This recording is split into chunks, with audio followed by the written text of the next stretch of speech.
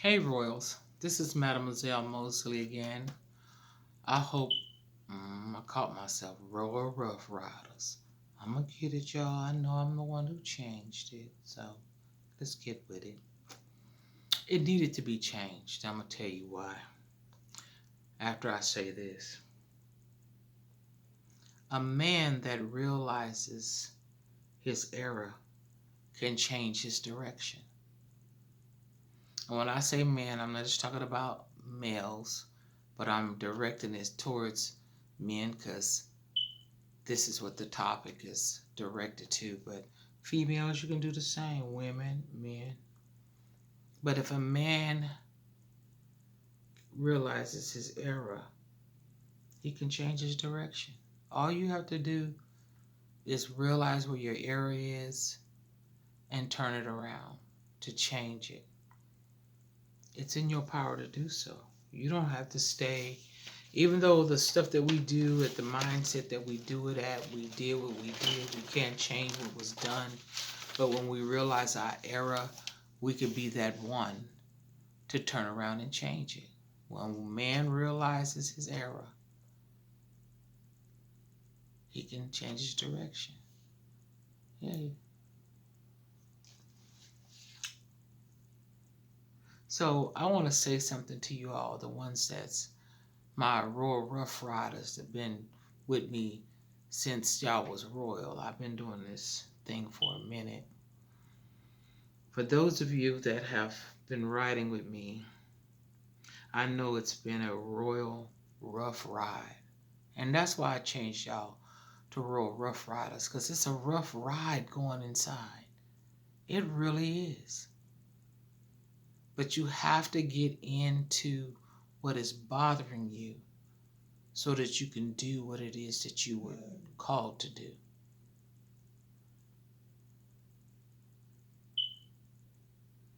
And like I said, it's been a royal rough ride going on the inside.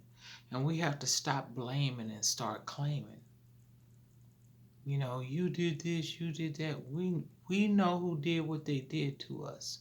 We know it, and they know it too. But a lot of people ain't gonna claim it.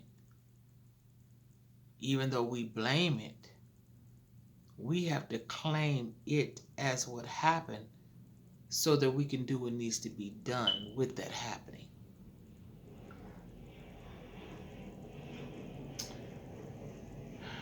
And we have to claim the part that we played. And when I say, we played, we didn't do nothing to ourselves. We didn't do the initial deed. But now that we're at a point of maturation, we need to do the initial work to help ourselves to get past what's blocking us from getting to our present and future. We need to claim that part. Claim the part that we're doing to stay where they put us, in a dark room, searching for the door handle, looking for the key, and the key is you and me to get out of that room, because they sure ain't gonna let us out. They the one put us in there. They ain't gonna let us out. We're their well kept secret. But the secret is out. And I mean literally, we are the secret, are out of that room of darkness and into the marvelous light. And we will start living our lives right, not to continue to bury ourselves with the things that cause us to numb.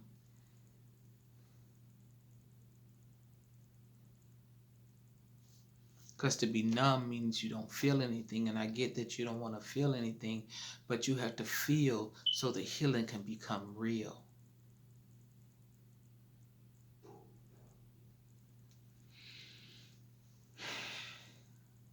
So we got to stop blaming and start claiming the part we played. Yes, what happened happened, but we keep on allowing things to happen.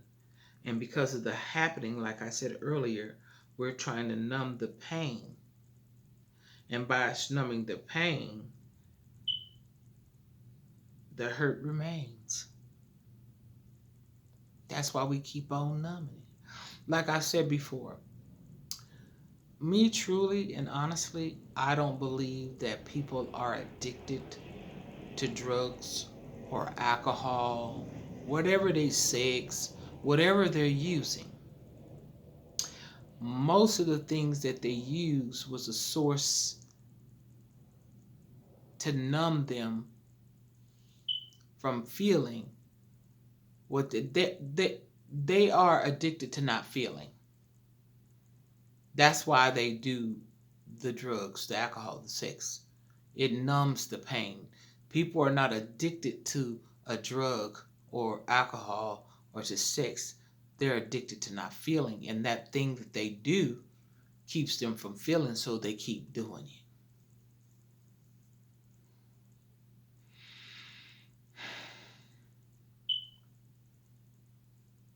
And sometimes I thought about. I thought about the whatever has happened to us.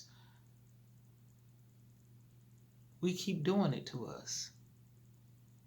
But it's almost like a door opening, and we just keep on reopening that door and not understanding that it's like you picking at a sore. It looks healed on the surface, but if you keep picking the scab on it, it'll start bleeding again, because on the inside it's not totally healed, but it look healed on the outside. But you keep picking at it. Every time you get high, you pick at this sore. Every time you have sex, you picking at it. Every time you smoke, you picking at it, and it never heals, because you keep taking off the protective covering that's trying to give it time to heal from the inside out. Even though the outside look healed, the inside is still not healed. And that's how it is when you do a drug. You keep picking it off, and you get high, you feel good, and then you go back to the normal thing and you start feeling again, and then you go back and get numb some more. Anyway, let me get back to this thing. And so,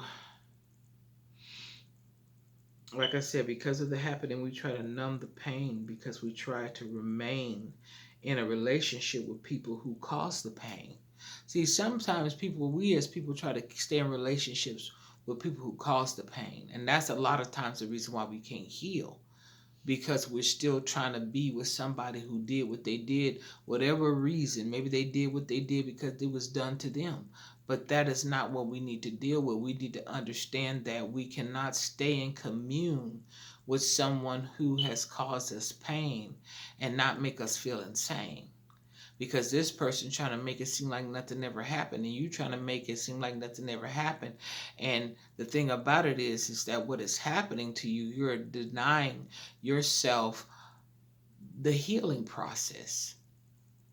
You're denying yourself that because you're trying to make a right wrong. Excuse me, a wrong right. You're trying to say you forgive and you haven't forgotten, which you'll never forget. But if you keep bringing it up, you keep trying to be around that person before you can heal. Now, once you heal, you may be able to go back into that person's presence. I'm not sure if that's what you want to do or not. I care not to.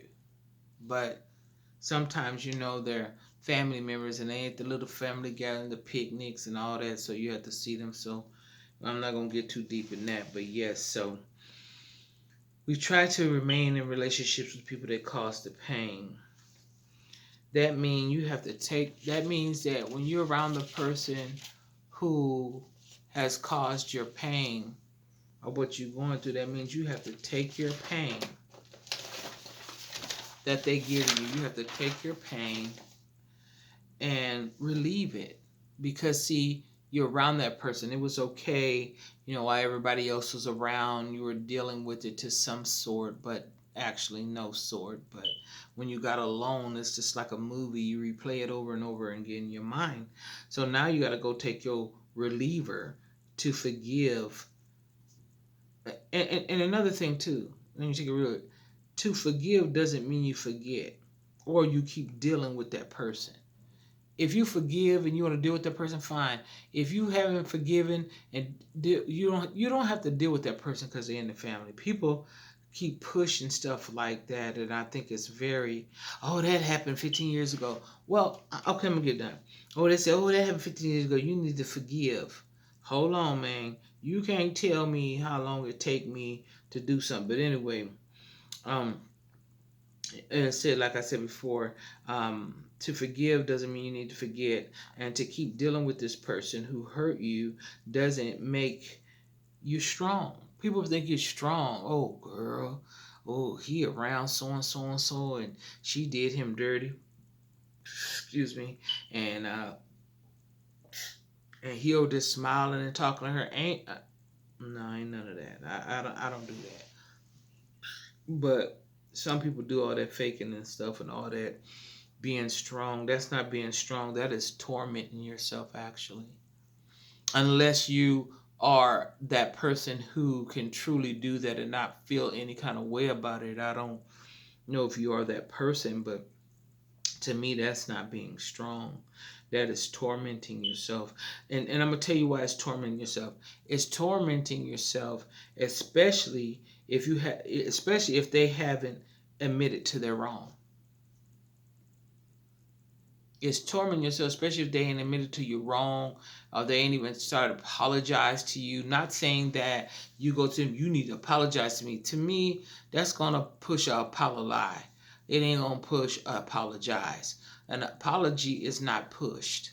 Apology is something that someone comes supposed to be when someone comes to a realization that they did something that they shouldn't have done, and they're really sorry, or sorry for what they did on their own recognizance, because they come to a revelation in their mind and their heart, the error that they made. So, being strong and being around them ain't gonna happen, especially if they haven't admitted to their wrong. And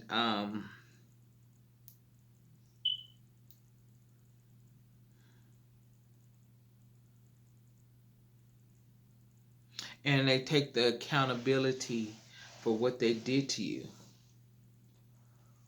Even if they were an innocent bystander when it happened to them, if they were a kid and then they go around messing with other kids, and it happens, and y'all both was kids and that happened, it doesn't mean the forgiveness does not mean that they're no longer accountable or responsible for what happened to you.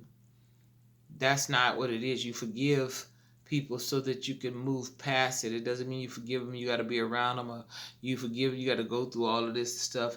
Basically, to me, people pray and ask God for forgiveness. If God forgives you, which he says that he forgives all of us before we all fall short of the glory of God, doesn't mean that a punishment won't be received. But it shouldn't be by your hands if that's a possibility.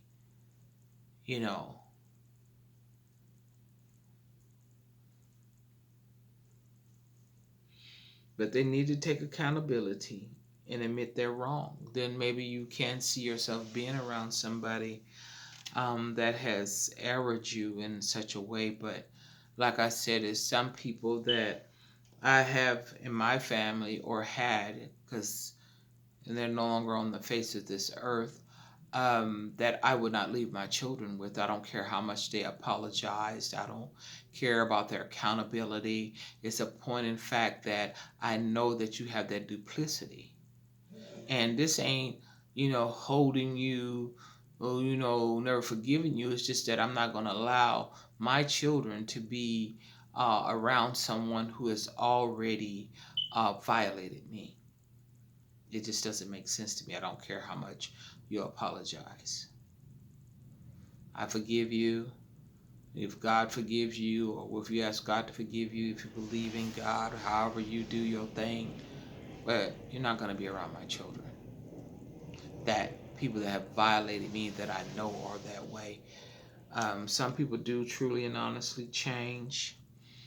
I believe in that. I believe people can be redeemed, but just because you're redeemed me, in my mind, is being precautious of your duplicity, that once you were, that you're now no more. I'm just being using wisdom. And like I said earlier, and I'm about to get off this thing and finish, a man that realizes his error can change his direction.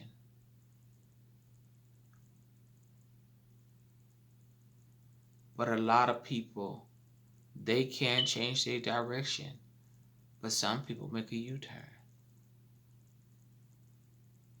Some people change their direction and be in a cul-de-sac. They just keep going around and round and round. They stop, they start, they stop, they start, they stop, they start. So I hope that helped you all. Like, share, and subscribe. And until next time, get it before it gets you. I'm out.